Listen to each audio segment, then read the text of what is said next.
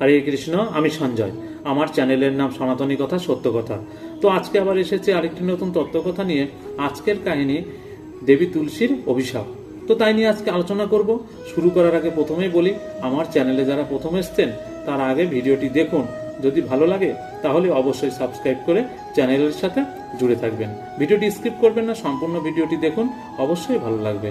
তাহলে শুরু করছি আজকের কাহিনী, দেবী তুলসীর অভিশাপ। বাবা মহাদেব ও গণেশের পুজোয় কেন তুলসী পাতা নিষিদ্ধ এবং ঘরের মধ্যে কেন তুলসী গাছ রাখতে নেই, আজকে এই নিয়ে আলোচনা করব। পুরাণ অনুসারে তুলসী ছিলেন মহাপরাক্রমশালী অসুর জলন্ধরের স্ত্রী।